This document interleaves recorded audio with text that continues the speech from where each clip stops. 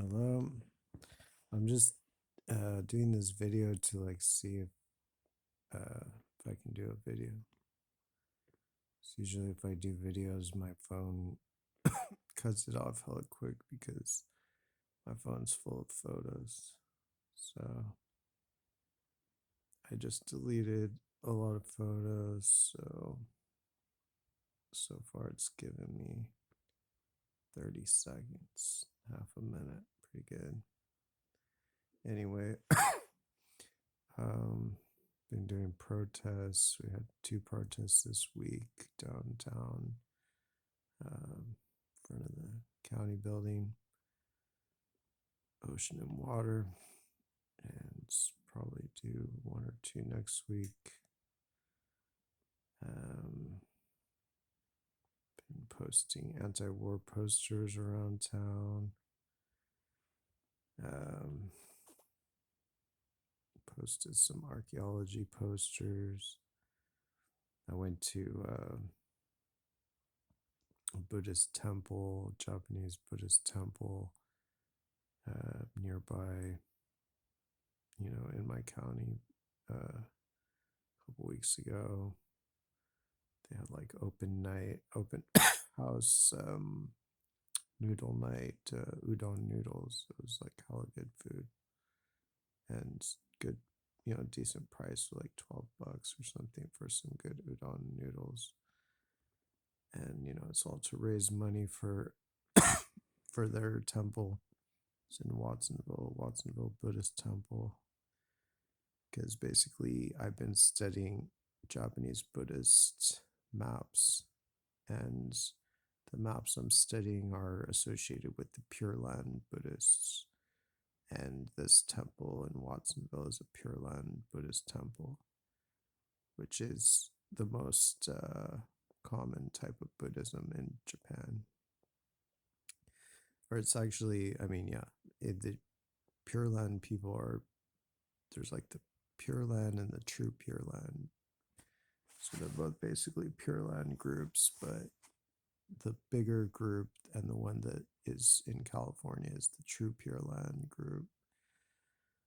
So, wow, it's already gave me like 3 minutes almost.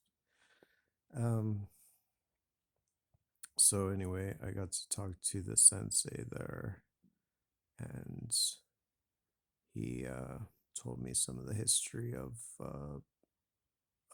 Pure Land Buddhism and of True Pure Land Buddhism and Buddhism in general. I showed him my maps. I gave him some of my map comparisons, ancient, or historic Japanese Buddhist maps. They are anthropomorphic, like using analogous shapes to map out geography and topography. So I just gave him my maps of Afro-Eurasia. Basically my maps of Asia and my maps of Europe. So, because since America is hell in their cosmology, or at least the maps, their maps of America that I've deciphered are hellscapes. But I think that America is also the Pure Land. So I think it tends to be in a lot of ancient traditions. America is basically the paradise and the torture land or whatever, the land of death. So like in Judaism and Christianity, America is hell, Hades, Sheol, whatever, but it's also Eden. Dante's places like Eden, like antipodal to Jerusalem, so basically South America, especially. But the Antithenes and Antipodes were kind of a piece. The underworld and the ultimate underworld, the Antipodes being like the exact opposite point on the earth or area on the earth. So, so yeah, the sensei didn't seem to know about really traditional cosmology and symbolism in that sense. Um, but he was open to it. He took the maps I gave him, gave some maps to the temple president. She took those maps. Um, so yeah, there's a lot of uh, people that are involved in that temple that are largely all of the same generation that are really actively involved in it. They're basically the people who grew up in the concentration camps, under FDR. And, but yeah, there was also a lot of other people that came for the noodles and everything. There was like and the Boy Scouts, I think, helped them. So that was cool. Like he told me an interesting factoid of Buddhism that like when the historic Buddha was born, he immediately took 7 steps. And like the sensei told me that sensei just means like teacher, but that's what they call them there. That's what they call him. But yeah, so he said that didn't literally happen. Like he didn't, the, Buddha didn't take 7 steps as soon as he was born. That's a myth, which is intended to convey symbolic truth, and that truth being that there's the 6 realms of uh, the cosmos, basically samsara. The human realm, the hell realm, the starving spirit realm, the asura realm, the deva realm, and the human realm, and maybe another one. Anyway, I don't know. I lost track. But so there's 6, and those are like the different realms you can be like reincarnated into, and but they're all basically places of suffering.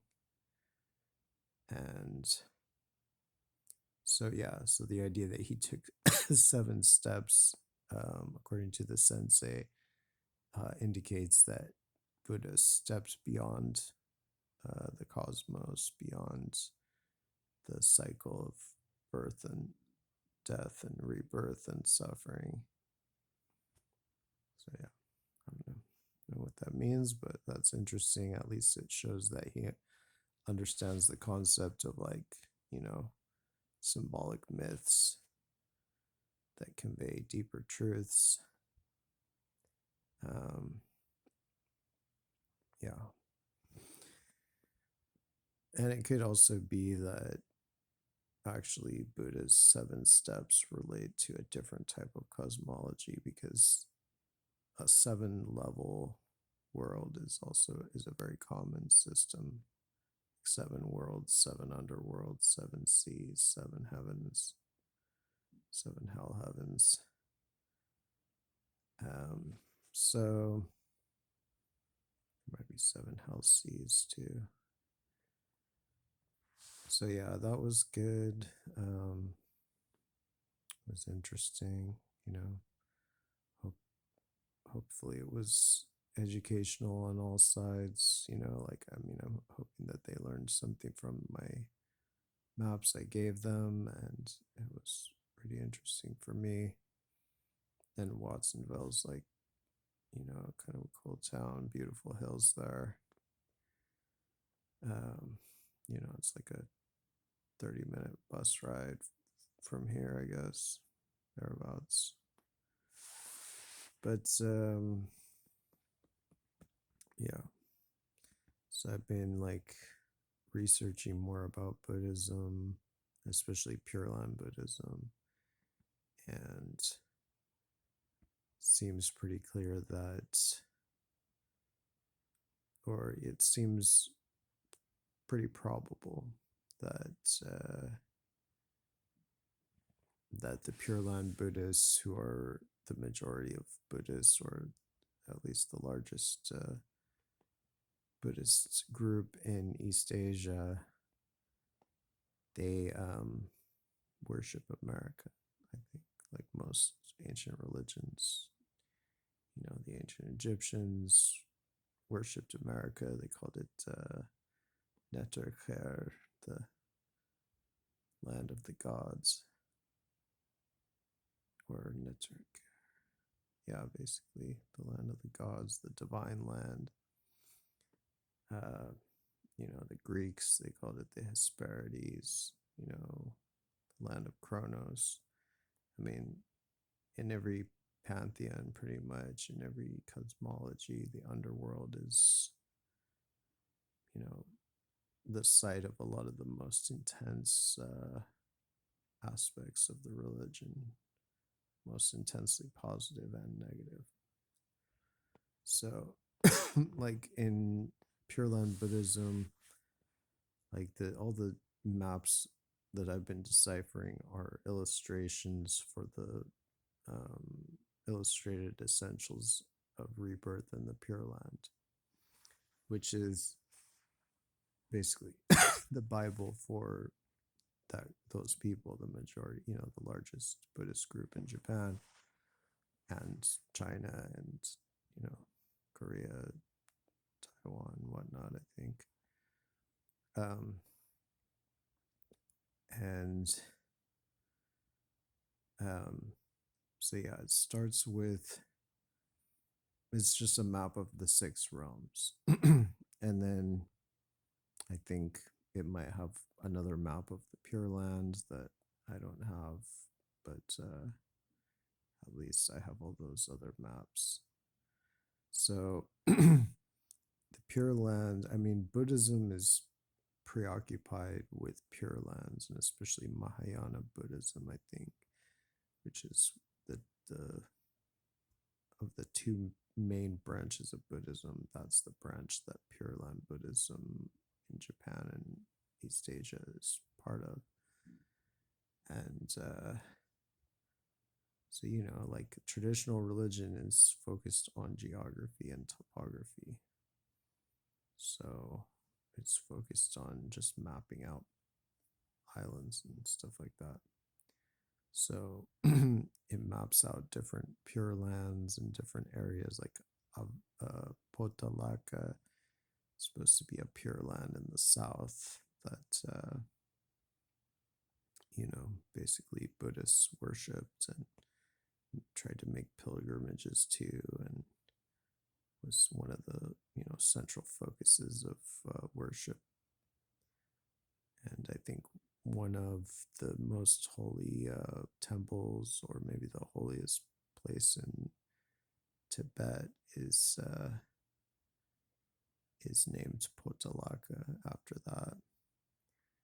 But the Pure Land Buddhism is actually more focused on a different Pure Land, the Pure Land of Amitaba, or Amita. Like it's basically a merging of two Buddhas. There's the Amitaba and Amitaya. Pretty sure that's the names. I could have it a little bit wrong, but that's roughly their names. And so they've just been merged into Amita, or sometimes just both called maybe Amitaba Buddha. So Amitabha Buddha, the original one, is the Buddha of light, I believe. It's like one of them is the Buddha of light, and the other one, like universal light, and the other is the Buddha of universal life, I believe. So they're kind of merged together to just be one. But they're also the Buddhas of the West, it seems to be, and certainly Amitabha is referred to as the Buddha of the West with his Western Pure Land of Sukha something. I forget the name of the land, but it's supposed to be the best land, place where as soon as you go there, if you're reincarnated there, you can't help but to become enlightened and transcend, like, you know, the whole samsara cycle and just become immortal and stuff, I think. Yeah. Like Amitabha said, if every person born in my pure land does not achieve Buddhahood, then let me not achieve Buddhahood. So that's like his vow. So anyway, when most Buddha statues are actually this guy. It's not the Buddha, the guy that was in India or whatever. Because there's the historic Buddha that was in North India, like 500 BC or whenever it was, 300 BC or I don't know. And so, assuming he was real, there's some Buddhists who say he might not have been real. And it certainly sounds like some stories about him are mythological. But either way, like, he's a distinct Buddha called the historic Buddha.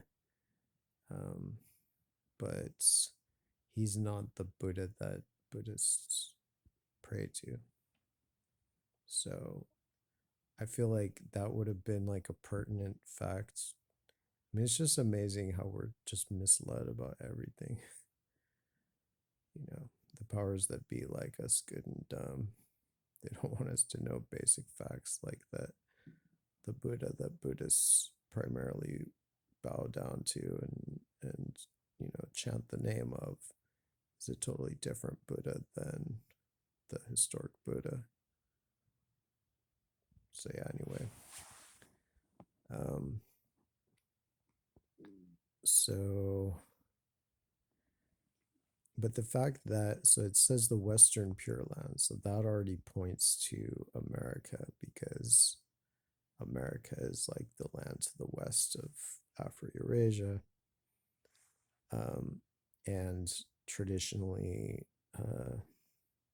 myths and cults that were focused on America were, described as the Western land. Like the Egyptians, they called America Amentet Neferet. So they called it the underworld, but they also specifically called it Amentet Neferet, meaning the beautiful West. The Greeks called it the Hesperides, meaning basically the West, the Western lands. Um, the Celts and everybody just basically referred to the underworld and the Western world as kind of the same thing. Essentially, the Western Hemisphere. And so yeah, it's no surprise. I mean, it's maybe some surprise seeing as if you're in Asia, actually, America is much closer from the east. So it's really like the land to the east as far as like quicker access. But of course, it's both, right?